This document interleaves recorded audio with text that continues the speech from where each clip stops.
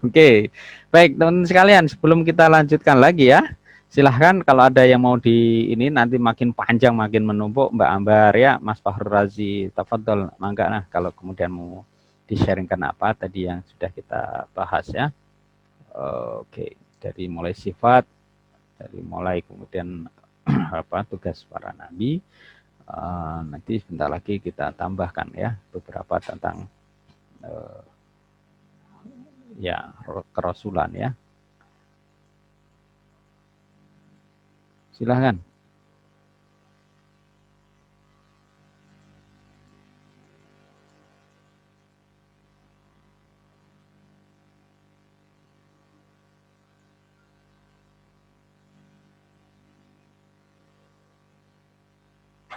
Ada?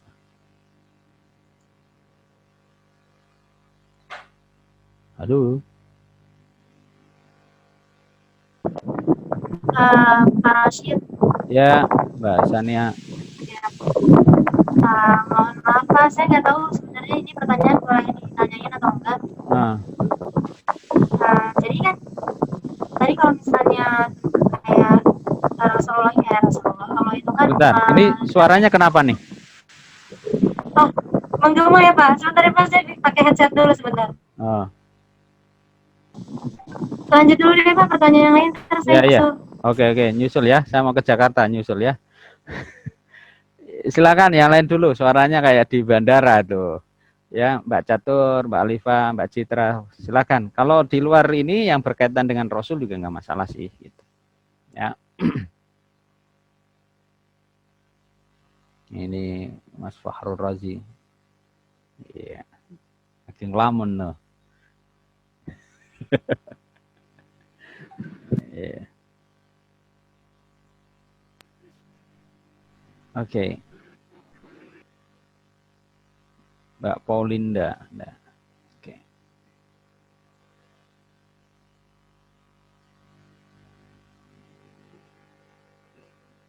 Oke, silakan Mbak Sania.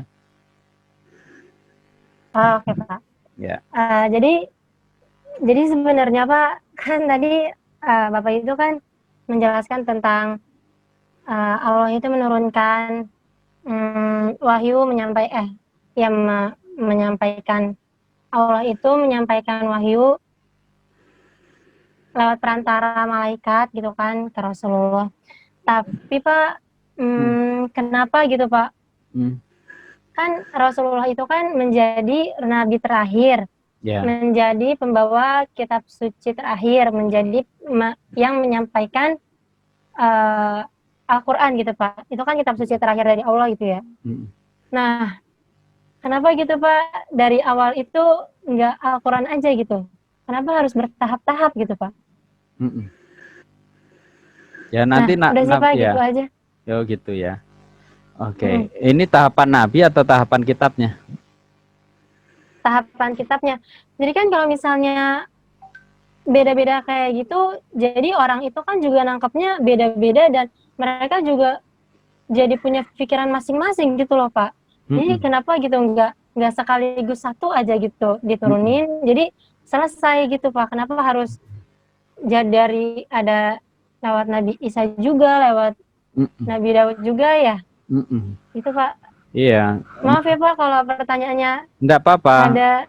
Iya. Ya memang harus agak aneh-aneh gitu. Sama kan ketika kemudian kenapa yang diciptakan Nabi Adam turun aja ke bumi, kenapa nggak ada di surga aja sama Ibu Hawa? Iya gitu. Iya, nggak Iya, ada kehidupan mirip-mirip kayak ini. gitu. Iya, nggak ada kehidupan ini kan, gitu. Jadi ketika kemudian kita misalnya di surah Al-Baqarah itu, wa qala rabbuka lil malaikati inni ja'ilun fil ardi khalifah. Ya, ketika kemudian para malaikat ya, tipikal malaikat yang suka komplain nih gitu. Ya Rob, iya komplain karena sudah dinyatakan aku para malaikat dan jin semuanya, aku akan ciptakan di muka bumi ini khalifah. Lalu nanya ulang, kalau ada ja'alu may yufsidu fiha wa yasfiku dima, akan aku ciptakan ya Allah ya pribadi yang suka numpain darah. Jadi kalau kemudian sampai sekarang akhir zaman, kemudian ada nuklir, ada bom dan lain sebagainya, memang bawaan manusia itu sejak awal titah Allah ya itu memang akan menumpahkan darah. Ya. Lalu disitulah wa'allama Adam al-asma' kullaha tsumma radahum 'alal malaikah. Lalu Allah mengasih kita manusia ini apa? Pengetahuan. Nah, pengetahuan inilah kemudian diturunkan. Nah, kalau kemudian pengetahuan itu hanya ada Adam dan Hawa di surga, selesai, nggak ada pengetahuan yang di bumi ini.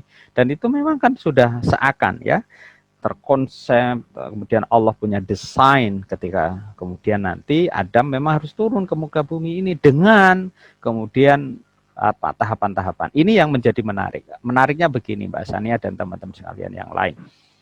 Apakah kemudian Allah tidak tahu? Sebenarnya sorry Bapak, Halo? kata teman-teman, apa Pak itu lagi sakit ya gitu-gitu. Kalau suaranya kecil banget. Oke, sebentar saya mute suaranya Mbak Paulinda ya. Oke. Kembali ke layar. Oke, loh. Mana tadi? Oke, kita pin sini. Jadi, apakah Allah tidak akan tahu? Tahu tentang masa depan kita itu, tentang gambaran nanti itu akan tahu. Maka kemudian juga desainnya demikian. Maka ikuti aja gitu. Ikuti apa? Ya nanti di bahasan terakhir itu tentang qada dan qadar. Ada takdir Allah yang bisa kita ubah, ada yang memang qada dan qadar Allah itu melalui satu perilaku yang kemudian takdir kita ini melalui perilaku yang kita lakukan. Contoh misalnya yang kemudian agak kita ubah dari yang awal. Apakah kemudian Mbak Sania ini tidak diketahui oleh Allah umurnya berapa? Nanti akan nikah dengan siapa? Kira-kira. Tahu nggak Allah kira-kira? Ya pasti tahu Pak. Tahu. Kira-kira umurnya Mbak Sania dalam pandangan Allah kira-kira sampai usia berapa misalnya? Oke, desainnya kemudian kita ngambil indikator standar Rasulullah. 62 Mbak Sania nanti akan meninggal dunia. Oke. Setelah punya anak 2, suaminya misalnya tinggal di Jakarta begitu dan seterusnya. Itu takdirnya misalnya begitu. Qadha-nya Allah. Lalu ketika kemudian kenapa Allah perintahkan? Ketika ingin rizki yang panjang, yang banyak, itu fal yasil rahimah. Apa gunanya lalu Allah perintahkan untuk silaturahmi? Bisa jadi Mbak Sania yang seperti ini ditakdirkan oleh Allah nanti usia 62 tahun, ya kemudian punya anak 2 dan seterusnya, yang beraktivitas sebagai ibu rumah tangga. Lalu karena kemudian berbuat baik, kebaikan yang banyak, bersedekah yang banyak, menyantuni anak-anak yatim, ya, lalu suka mendirikan hal-hal yang kemudian lembaga sosial, membantu masyarakat, bisa jadi takdir Allah diubah. Mbak Sania usianya menjadi berapa? Bisa juga sampai 70, anaknya sementara 2 menjadi 4 misalnya, ya kan? Lalu suaminya yang awalnya takdirkan Allah hanya usia 50, kemudian sampai usia 65 misalnya. Nah, inilah proses di dalam kehidupan, betapa kemudian ada dialektika. Dialektika apa? Antara kemudian yang ditakdirkan oleh Allah fi lauhil mahfuz sampai kemudian nanti ketemu lagi karena kita berproses. Nabi Adam kul nahbitu minha jami'a di surah Al-Baqarah itu, betapa kemudian engkau turun. Kenapa? Aku sudah katakan wala taqrabah hadis sajarah. Tapi nyatanya kemudian memakan itu buah khuldi, ya, Hawa dan Nabi Adam. Qulna bitu min hajamnya. Fa inna ya'tiyanakum minni hudan faman tabi'a hudaya fala khaufun 'alaihim wa lahum yahzan. Tapi ikuti. Ya. Lah itu kan sudah diturunkan, lalu Allah kasih juga kalimat yang kemudian Allah kasih ampunan. Rabbana zalamna anfusana wa illam taghfir lana wa tarhamna lanakunanna minal khasirin. Oke, singkat cerita, dari Nabi Adam ini sampai kemudian kepada Rasulullah SAW banyak diturunkan kitab. Kenapa? Karena di situ yang kemudian tadi kita lihat, ya, misalnya dari urutan para rasul, para nabi ini, ya, itu terjadi satu dialektika, ya, satu hal yang kemudian di dalam konsep kehidupan kita ini, saya klik kok belum muncul juga, ya, ada berbagai begitu, ya, ada berbagai sisi yang kemudian memang di situ membuka ruang untuk ada ikhtiar kemanusiaan. Ikhtiar kemanusiaannya apa? Apa yang dilakukan misalnya ya dari Nabi Adam, Nabi Idris. Ini kan proses lama. Kenapa kemudian diturunkan di Nabi Nuh ini adanya banjir besar ya? Kenapa kemudian di situ ada Nabi Ibrahim yang kemudian dibakar untuk menampakkan wahyu Allah. Ya, menampakkan kebesaran Allah, menampakkan satu bentuk kehebatan dari sifat-sifat Allah, sampai kemudian bahkan kepada Nabi Zakaria, ya Zakaria, ya Nabi Yahya, ya ketika kemudian para nabi ada yang kemudian dianggap istrinya tidak punya keturunan, lalu di situ muncul ya apa namanya satu bentuk kehebatan Allah, lalu diberikan keturunan dan seterusnya. Nabi Ismail, satajiduni insyaallah minas sabirin minas salihin. Ketika kemudian Allah perintahkan menyembelih, ya kan tidak serta merta akan diketahui Nabi Ismail nanti pasti akan kemudian juga lalu patuh. Ternyata memang Nabi Ismail patuh. Satajiduni insyaallah. Ya, engkau dan kami wahai ayah Ibrahim pasti akan menjadi pribadi yang baik, yang tulus, yang ikhlas, yang kemudian diberikan ridho oleh Allah. Itu proses dialektika. Termasuk Al-Quran, ketika kemudian nanti kita bahas kenapa diturunkan 22 tahun.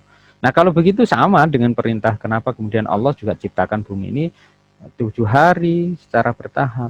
Kalau Allah berkehendaki nama amruhu idza arada syai'an ayyaqula lahu kun fayakun. Inilah kenapa kemudian kehidupan ini adalah satu bentuk tadi wa ma khalaqtul jinna wal insa illa liya'budun, supaya kita beribadah. Ibadah itu kemudian membangun keyakinan terhadap kitab yang lama, kita suka enggak, kita menghargai atau enggak, pemeluk yang lain kita menghargai atau tidak, kan enggak tahu Mbak Alifah ini ketika kemudian dia punya suami yang seperti apa, nanti mampu sabar atau enggak. Mbak Bulan Catur ketika nanti punya tetangga ya saat berkeluarga diberikan tetangga seperti ini, itu sabar istiqomah atau enggak, dermawan atau enggak, itu by proses. Kalau Allah kehendaki ya diciptakan aja semuanya baik, semuanya kemudian kayak di surga, itu nanti itu. Tapi apa menghendaki demikian? Kalau kita tanya Rasul, ya Rasul bagaimana? Rasulullah itu udah tahu akhir kehidupan ini sudah pernah digambarkan nanti kayak apa. Mau di surga neraka nanti kayak apa itu juga tergambarkan di dalam perjalanan Isra Mi'raj. Nih ya Rasul, usia bumi itu sudah seperti ini. Akhir zaman itu nanti akan begini. Bahkan di dalam kitab Ibnatul Ahkam dijelaskan, ya kalau kemudian waktu seperti sekarang mungkin ya wallahu alam di umatku nanti orang semakin bermegah-megahan dengan masjidnya, ya membangun dengan lapisan emas untuk masjid, ya lalu bermegah-megahan dengan irtifanya, dengan tingginya menara-menara, megah-megahan di dalam masjid. Itu salah satu ciri dari qarib sa'ah, dekatnya waktu kiamat. Nah seperti itu Rasulullah dari kasih tahu. Maka masjid-masjid ini makin kesini makin luar biasa kan. Tapi kemudian coba lihat, adakah kesamaan antara megahnya masjid dengan semaraknya ibadah dan semaraknya syiar di situ? Coba lihat itu soft masjidnya, ya semangat kemudian para remaja, para pemuda atau kemudian para jamaahnya menggerakkan kegiatan di masjid. Lihat tuh. Gitu. Ya, saya tidak berani menjustifikasi, tapi bahwa kemudian Rasulullah itu pun tahu dan sudah menyatakan jauh-jauh hari. Lalu bagaimana Pak singkatnya? Singkatnya adalah sederhana. Kita ikutin apa yang ada di dalam Al-Quran. Prediksi-prediksi Basyir wa Nadhira itu bukan prediksi saja, tetapi ajaran itu bahkan Rasulullah demikian. Termasuk Rasul juga mengajarkan kepada kita, mengingatkan di akhir zaman hati-hati. Dan itu yang paling aku khawatirkan ketika umatku semakin menggila dengan dunia dan semakin terjauhkan dari para ulama. Dan indikator-indikator itu kan semakin betapa materialisme, hedonisme, berhura-hura, ya konsumtif di dalam hidup, hal-hal yang tersier, yang hal-hal yang sekunderi, yang kemudian bersifat tidak penting, ya yang itu yang lalu menjadi satu bentuk prioritas. Kadang hal-hal yang prinsip malah justru ditanggalkan. Ya, ini yang menjadi satu bentuk tadi hikmah dari pertanyaan Mbak Sania. Apa itu? Supaya kemudian kita ini bersungguh-sungguh, termasuk rahasia kematian dan rizki kita itu dirahasiakan supaya apa? Kita senantiasa bersungguh-sungguh. Ya, kita tidak tahu kan kapan meninggal dunia, sehingga spirit kita selalu ke arah semangat untuk menjaga ibadah itu dengan baik. Saya kira itu ya yang perlu untuk kemudian kita pahami dan mengerti bersama. Ada lagi sebelum Oke, kita Pak. tutup ya? Terima kasih. Pak, Citra mau bertanya boleh? Boleh. Anu Pak, Ya, anunya apa? itu Iya. kan kalau kayak itu loh Pak, silsilahnya Nabi Muhammad. Heeh. Nah, kenapa kok bisa dia tahu kalau dia kayak habaib atau syarifah itu berarti keturunannya dari putra apa putrinya Rasul yang siapa? Ya kan Fatimah kan? Berarti keturunannya dari Fatimah. Iya, Fatimah lalu turun ke Hasan dan Husain. Terus yang termasuk yang semalam di Lions Club itu kan dijelaskan kan salah satu pemateri ya tentang, maaf ya saya sebutkan tentang Habib yang satu yang baru pulang dari Arab Saudi itu. Itu kan sampai kemudian ke keturunan Rasul memang ya, termasuk misalnya yang disandingkan dengan yang itu adalah misalnya keturunannya Quraisy Shihab itu. Pola dakwahnya ya berbeda, pola gaya hidup dan apa tutur bahasa yang dipilih sama-sama keturunan Nabi ya, itu ya memiliki gaya yang berbeda gitu. Tapi begini juga, jangan terjebak teman-teman sekalian terhadap antara habaib atau habib. Habaib itu kan jamak yang dari habib, itu kan sebutan untuk para keturunan Rasul yang memang silsilahnya sampai ke sana, termasuk silsilah dari Wali Songo yang kemudian memiliki silsilah turunan Rasulullah SAW sampai dari Fatimah sampai kemudian Sayyidina Ali dan sampai kepada Rasulullah. Itu beda dengan orang Arab gitu. Tidak setiap orang Arab itu keturunan Rasul. Gitu. Berarti keturunan siapa? Ya tidak tahu. Kan kemungkinan ada keturunannya Rasulullah, ada keturunannya Abu Jahal kan juga kita tidak tahu. Keturunannya Abu Lahab, ya keturunannya, karena banyak juga orang Indonesia yang keturunan Arab gitu. Atau sering juga teman-teman itu menyebutnya dengan Arab Jawa, kan ada itu. Tapi bukan berketurunan pada Rasulullah Shallallahu Alaihi Wasallam walaupun sama-sama dari Arab. Apa yang menjadi beda antara habaib dengan orang turunan Arab? Ya tentu berbeda, karena kemudian habaib itu adalah ya keturunan ya, darahnya itu nyambung ke Rasulullah. Kalau kita umatnya ini kan nyambung mahabbahnya pada Rasulullah. Nah istri saya ganti nanya itu kemarin. Lalu kita keturunan siapa? Ya kita turunan orang Jawa misalnya gitu ya. Saya kan orang Jawa, Mbak Dinta nggak tahu orang keturunan mana itu. Ya kalau orang Jawa apa kita keturunan Pithecanthropus erectus ya nggak tahu. Ya nggak tahu itu.